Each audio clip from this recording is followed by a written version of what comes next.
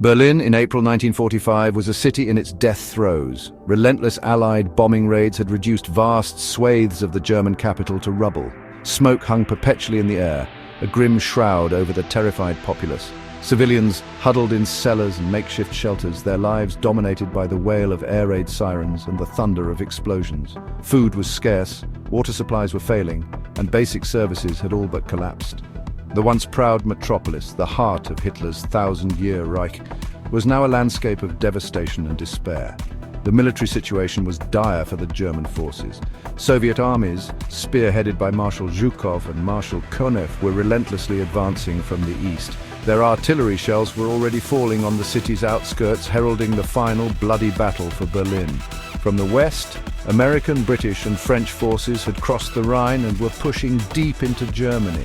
The German military machine, once a formidable force, was shattered and depleted. Remaining units were often a motley collection of veterans, young boys from the Hitler Youth, and old men from the Volkssturm, ill-equipped and outnumbered, fighting a hopeless battle. Deep beneath the ruins of the Reich Chancellery Garden lay the Führerbunker. Adolf Hitler, the Führer of Nazi Germany, was the central figure in the bunker. By April 1945, he was a shadow of his former self. His health had severely deteriorated. He suffered from tremors, particularly in his left hand, and walked with a stoop. His decision-making was increasingly erratic, often based on delusion rather than military reality. He remained the ultimate authority, however, and those around him still largely deferred to his commands. Eva Braun had been Hitler's long-term companion. She arrived in the Führerbunker in mid-April, choosing to join Hitler in Berlin against his earlier wishes for her to remain in Bavaria. Her presence provided a semblance of private life for Hitler in the oppressive atmosphere of the bunker. Joseph Goebbels, the Reich Minister of Propaganda, and his wife Magda were among Hitler's most fanatical adherents. They moved into the bunker with their 6 young children in the latter half of April. Goebbels continued to exude public defiance through radio broadcasts, even as the situation became utterly hopeless. Magda Goebbels was equally devoted, famously stating she would not want her children to live in a world without National Socialism. Other significant individuals populated the bunker's cramped confines. Martin Bormann, Hitler's powerful private secretary, controlled access to the Führer and wielded considerable influence. Hitler's grasp on reality became increasingly tenuous as the Red Army tightened its grip on Berlin. He would spend hours poring over maps, moving non-existent divisions and planning counter-offensives with armies that had long since been annihilated. He clung to desperate hopes, sometimes fueled by Goebbels' propaganda, such as the idea that the death of US President Roosevelt on April 12th would fracture the Allied coalition. His physical decline was stark and accelerated in these final weeks. The tremor in his left hand, likely a symptom of Parkinson's disease, became more pronounced. Despite his physical frailty, his capacity for rage remained undiminished. He would fly into terrifying fits of anger, blaming his generals for incompetence and betrayal. Despite his deteriorating state, Hitler continued to make significant decisions. He vehemently refused all suggestions to leave Berlin, insisting he would share the fate of the city and its people. Paranoia became a dominant feature of Hitler's mindset in the bunker.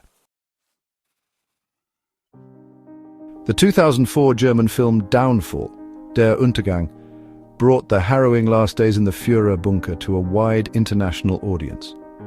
Directed by Oliver Hirschbergel, the movie offered a compelling and often disturbing portrayal of Hitler and his inner circle as their world collapsed around them. Bruno Ganz's performance as Hitler was widely acclaimed for its chilling accuracy, capturing both the Führer's physical frailty and his terrifying outbursts of rage.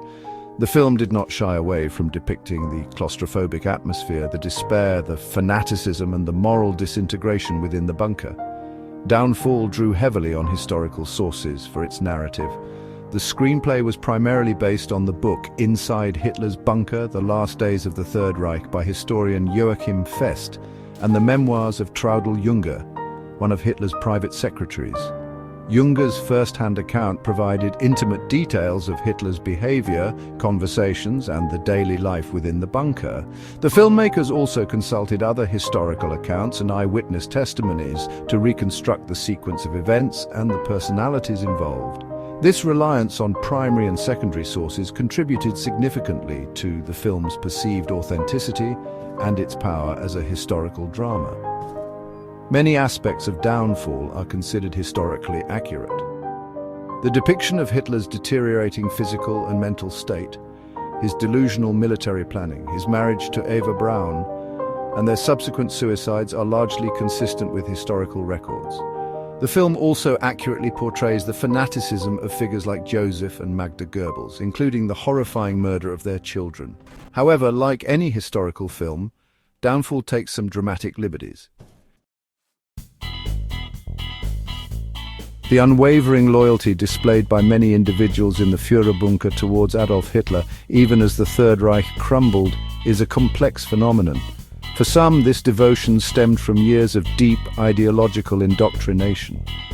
They genuinely believed in Hitler as a messianic figure and in the tenets of National Socialism. Eva Braun stands as a prominent example of personal loyalty. Her decision to travel to Berlin and die with Hitler was a testament to her deep personal attachment. Similarly, Joseph and Magda Goebbels demonstrated an extreme form of fanatical loyalty. Beyond the most prominent figures, many SS guards, orderlies, secretaries and other staff members also chose to remain in the bunker until the very end. The psychological dynamics within the isolated and high-pressure environment of the bunker likely intensified these loyalties.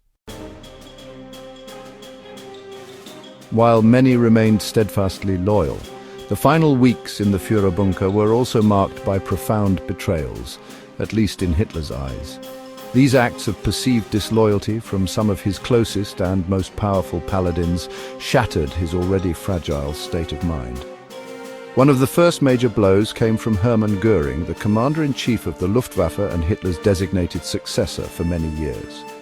On April 23rd, Göring, who was in Bavaria, sent a telegram to Hitler in the bunker. Misinterpreting an earlier decree, Göring stated that if he did not hear from Hitler by a certain time, he would assume leadership of the Reich. Martin Bormann, who despised Göring, presented this as an ultimatum and an act of treason. Hitler, already paranoid and unstable, flew into a rage, accusing Göring of betrayal and stripping him of all his offices and titles. An even more devastating betrayal, from Hitler's perspective, was that of Heinrich Himmler, the Reichsführer SS.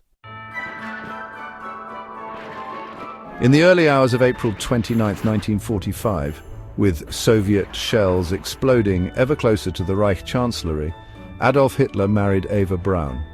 The civil ceremony was a brief, grim affair conducted by Walter Wagner, a minor city councillor hastily brought into the bunker. Joseph Goebbels and Martin Bormann acted as witnesses. Following the wedding, Hitler dictated his last private will and his political testament. In these documents, he justified his actions, blamed the war on international Jewry, expelled Göring and Himmler from the Nazi Party, and appointed Admiral Karl Dönitz as his successor. Preparations for suicide were made with meticulous, chilling calmness. Hitler had long resolved not to be captured alive and subjected to a public spectacle. He tested cyanide capsules on his beloved Alsatian dog, Blondie, to ensure their efficacy. On the afternoon of April 30th, Hitler and Eva Braun said their farewells to the remaining members of their inner circle. Around 3:30 p.m. on April 30th, 1945, Adolf Hitler and Eva Braun retired to Hitler's private study in the Führerbunker. Shortly thereafter, a single gunshot was heard. Hitler's valet, Heinz Linger, and Martin Bormann entered the room to find a devastating scene. Hitler was slumped on the sofa, having shot himself in the right temple. Eva Braun lay beside him, having ingested cyanide. With Hitler dead, the remaining occupants of the Führerbunker faced their own grim choices. Joseph and Magda Goebbels remained fanatically loyal to the end. On May 1st, 1945, Magda Goebbels poisoned her 6 children with cyanide in their bunker beds. She reportedly could not bear the thought of them living in a world without National Socialism. Shortly thereafter, Joseph and Magda Goebbels walked up to the Chancellery Garden. There, they either committed suicide by cyanide or were shot by an SS orderly at their request. Their bodies were also partially burned, though not as thoroughly as Hitler's. Many others in the bunker attempted to escape the tightening Soviet noose around central Berlin. Several groups tried to break out on the night of May 1st and 2nd. Martin Bormann was part of one such group. For decades his fate remained a mystery, with persistent rumors that he had escaped to South America. However, skeletal remains found in Berlin in 1972 were conclusively identified as Bormann's in 1998 through DNA analysis. He had likely died on May 2, 1945, during the chaotic breakout attempts. General Hans Krebs and General Wilhelm Burgdorf chose suicide, shooting themselves in the bunker after failed negotiations with the Soviets. Soviet troops of the Red Army finally reached and secured the Reich Chancellery and the Führerbunker on May 2, 1945. The events that transpired within the Führerbunker during April and May 1945 hold immense historical significance. They mark not just the death of Adolf Hitler and the collapse of his inner circle, but the symbolic and practical end of the Third Reich. This regime had unleashed unprecedented violence, genocide, and a devastating world war. The final days in the bunker, a microcosm of the broader German collapse, represented the Gotterdammerung that Nazi ideology had often invoked. The fall of Berlin and the bunker's capture signaled the end of World War II in Europe. The recording of these final days has been a complex process, relying on a variety of sources. Eyewitness testimonies from survivors like Traudl Junge, Rochus Misch and Erich Kempka, Hitler's chauffeur, have been crucial. Soviet intelligence reports and forensic investigations, though initially shrouded in secrecy, eventually provided confirmation of Hitler's death and details about the bunker's last occupants. Historians like Hugh Trevor Roper, Joachim Fest and Ian Kershaw meticulously pieced together these accounts, cross-referencing them to build a coherent narrative. The interpretation of these final days offers profound insights into human behavior under extreme pressure. It is a study in the corrupting nature of absolute power, the dangers of fanatical ideology, and the psychological mechanisms of denial and loyalty in the face of catastrophe. The bunker's story continues to fascinate and horrify, retold in books, documentaries, and films. Remembering these dark chapters is essential, not to glorify them, but to understand their causes and to guard against their recurrence.